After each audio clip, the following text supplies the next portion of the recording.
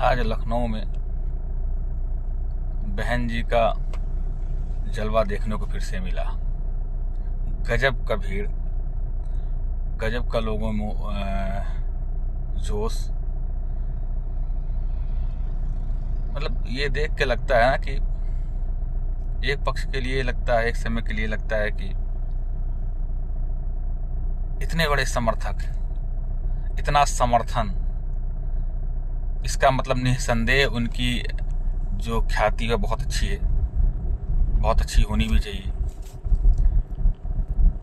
इसको देख करके प्राथमिक दृष्टिया कोई भी अंदाज़ा लगा सकता है कि बहुत अच्छी लहर है, बहुत अच्छा इनका माहौल है। लेकिन जब रिजल्ट की बात की जाती है या पिछले चुनाव की हम बात करें तो जितनी बुरी स्थिति बहुजन समाजवादी पार्टी की रही है, शायद ही किसी पार्टी की रही हो। ऐसी पार्टी जो सत्ता में रहे, जिनके अध्यक्ष जो है सीएम रही, ताकतवर लेडी, और अचानक उस पार्टी का इतना बुरा स्थिति हो जाना, ये सोचनीय विषय है। उससे भी बड़ा सोचनीय विषय है कि आज जिस भीड़ को मैं देख पाया, जिस भीड़ को मैं देखा, ये भीड़ देख के ऐसा लगा कि पता नहीं क्यों इतनी बुरी स्थिति इस सरकार की रही है। इस सरकार मतलब मायावती गवर्नमेंट की, मायावती पक्ष की, बसपा की। तो मैं बस इतना कहना चाहता हूं कि भीड़ देख करके कभी किसी भी व्यक्ति का या किसी भी पार्टी का जनाधार नहीं तय किया जा सकता। उस भीड़ से कितना आपका खुद का है ये तय होता है, और ये तय होता है विचारधाराओं से। भीड़ तो क्या है ना, शब्द थोड़ा कठोर होंगे हमारे, भीड़ हमेशा भूखों की होती है। आप किसी को भी गांव में बस लगा दीजिए, चलिए बोलिए लखनऊ चलना है और आपको खाना भी मिलेगा, मस्त होकर आदमी बैठ लेता है, चलो यार एक दिन क्या है लखनऊ घूम के आते हैं, या यहाँ घूम के आते हैं। तो इन पार्टियों की बुरी स्थिति का सबसे बड़ा कारण यही है कि ये पार्टियां इस जनाधार को या इस सैलाब को अपना जनाधार मान बैठती हैं और अपने ग्रास रूट लेवल पे काम करना बंद कर देती हैं। इनको ये लग जाता है कि ये हमारा जनाधार जो दिख रहा है ये हमारा वोट बैंक है, और इस गफलत में ये मूल बिंदुओं पर काम करना बंद कर देते हैं। और यही रीजन मैं देख रहा हूं 2014 से इन पार्टियों का है, और इसी कारण ये जो है इतने पिछड़े हुए हैं।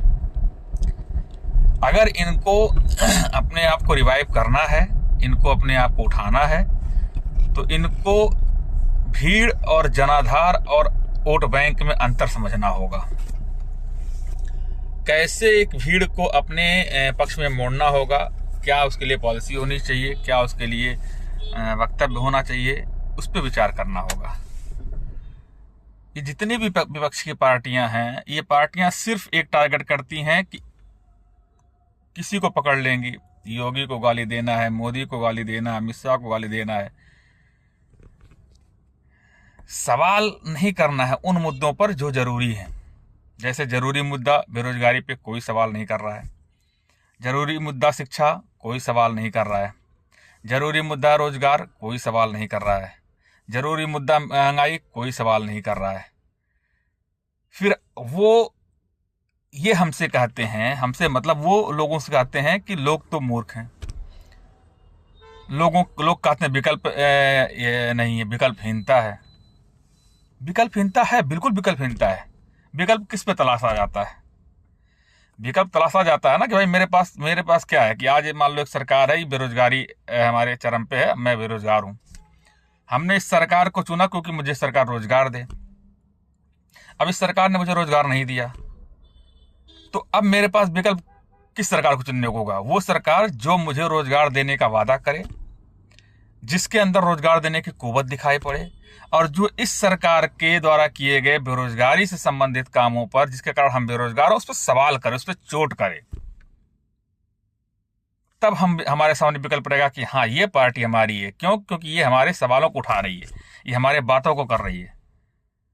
लेकिन अगर हम बेरोजगार हैं और जो वर्तमान सरकार है उसके कारण बेरोजगार हैं, लेकिन हमारे पास विकल्प ऐसा नहीं है कि हम किसी सरकार को चुन सके। क्यों? क्योंकि हमारी बात उठाने वालों को है ही नहीं। हमारे विजन को समझने वाली वर्तमान विपक्षी पार्टियों को कोई नहीं है। तो हम विकल्पहीनता में भी इसी सरकार को चुनेंगे जो वर्तमान में, क्योंकि ये लगता है कि चलो ठीक है, निकृष्टतम से अच्छा निकृष्ट है। तो अगर आपको विकल्प बनना है तो आपको इस भीड़ को नहीं देखना होगा। आपको विकल्प बनना है तो आपको अपना वोट बैंक बनाना होगा। आज का वोट बैंक युवा है। भारत की लगभग मान के चलिए 55% प्लस जनसंख्या 15 से 59 साल की है। तो आप विकल्प बनिए, विकल्पहीनता का विकल्प मत बनिए। विकल्प बनिए कि हम आपको चुन सकें, हम विचार कर सकें कि कौन बेहतर है। इस भीड़ के मायाजाल से बाहर निकलिए, जनाधार में आइए, वास्तविक मुद्दों पर चोट करिए, विकास पर बात करिए, विकास पर सवाल खड़े करिए, रोजगार पर सवाल खड़े करिए, बेरोजगारी पर सवाल खड़े करिए, शिक्षा पे सवाल खड़े करिए, महंगाई पे सवाल खड़े करिए। देखिए, हम आपको विकल्प के रूप में रखने को तैयार हैं। अब सवाल ये है कि आप विकल्प बनना चाहते हैं या नहीं, ये आप तय कर लीजिए। धन्यवाद।